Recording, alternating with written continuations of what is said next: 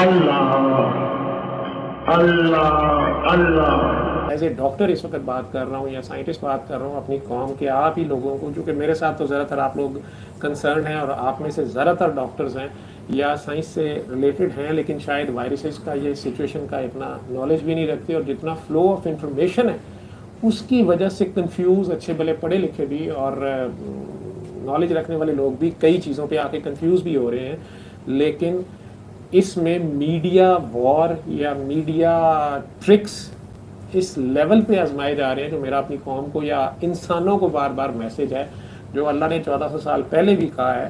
ہم سے ابھی بھی غلطی ہو جاتی ہے، ہمارے بڑے بڑے لیڈروں سے، بڑے بڑے پڑھے لکھوں سے، میرے سے کئی بار ایون سوشل میڈیا پہ بھی یہ ہو جاتی ہے کہ کئی بار ہم کوئی پوسٹ شیئر کر دیتے ہیں اور اچانک پتہ چلتا ہے بعد میں کہ یہ تو ساری کی ساری فیک ہے. اور بدبخت ترین وہ لوگ ہیں جو قرآن کریم کی آیات میں کئی بار مینیپولیشن کر کے ایون عربک میں یا ان کے ترجمے میں، اور وہ پوسٹ اپنی طرف سے بڑی اچھی بنا کے لگا دیتے ہیں، اور ہمارے میں سے بہت سے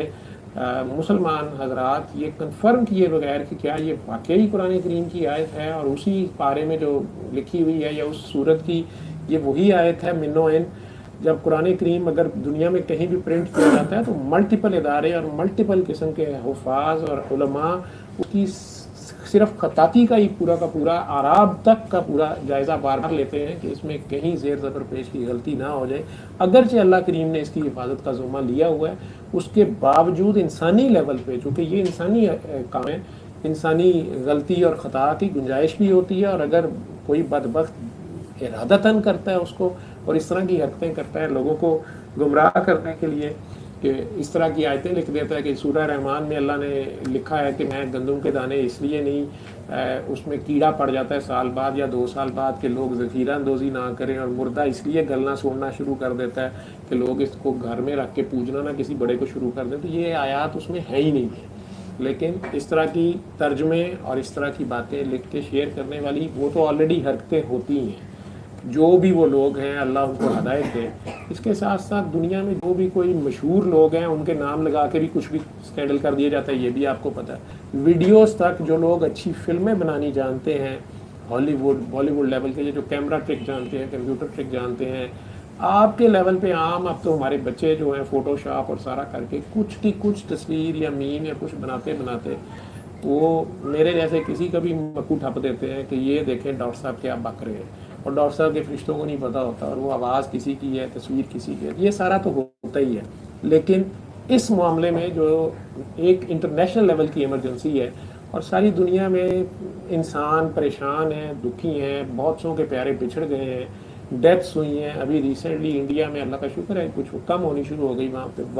لیکن بہت زیادہ نقصان وہاں بھی ہوا، امریکہ میں ہوا، چائنا میں شروع میں ہوا، برازیل میں، جرمنی میں، اٹلی میں، اسپین میں، دنیا میں کچھ ملکوں میں تو بہت ہی زیادہ ہوا. لیکن جن کے اگر ایک بھی بندہ جس گھر سے چلا گیا ہے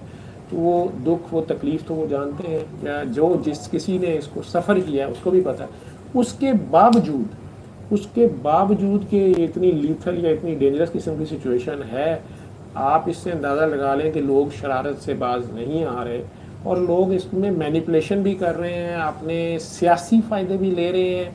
معاشی فائدے بھی لے رہے ہیں. پیسے آپ کے سامنے ہی ہیں. ہمارے ہی ملکوں میں لوگوں نے آکسیجن غائب کر دی، یا ضروری دوائی جس کا ایک کا نام آ گیا وہ غائب کر دی. کئیوں نے اس سے ذرا آگے بڑا سٹیپ لیا، انہوں نے کسی دوائی کا مشہور کر دیا، ریمڈیسیویر کا مشہور کر دیا، یا دوسری تھی پہلے ایکٹیمرا جو تھی ٹوسیلیزومیب کا، یا کسی بھی دوائی کا نام لے دیا، اور اس کے بعد یا اسٹیرائڈس کہے گئے تو ڈاکٹرز نے وہ بھی بے تحاشا لگائے. اور اب اچانک فنگس کے ڈر سے یا اپرچونسٹک انفیکشنز اور CMV ایک وائرس ہوتا ہے. اب میں وہ باتیں یہاں سامنے نہیں کرنا چاہتا کہ عوام میں خوف و ہراس پھیل جاتا ہے کہ جس وقت مریضوں کی امیونٹی کم ہوئی ہماری اسٹیرائڈز ایکسٹرا دینے سے یا زیادہ ڈوز دینے سے، تو جو لوگ ذرا زیادہ کمزور تھے ان میں یہ دوسرے وائرسز پڑ گئے، جن کے ساتھ نمونیا دوسری قسم کا بھی ساتھ ہو گیا، اسی بندے کے لنگز مزید انفیکٹ ہو گئے، یا بیکٹیریاز بھی شروع ہو گئے، ہم اسے سپر ایڈڈ بیکٹیریل انفیکشنز کہتے ہیں. تو بہرحال یہ تجربات ہر جگہ ہوئے، اور عام بندے کو تو پتہ نہیں چلا، ڈاکٹرز کو بھی پتہ ہے، اور جن سے ہوا انہوں نے مانا بھی نہیں، یا مانا اگر تو خاموشی سے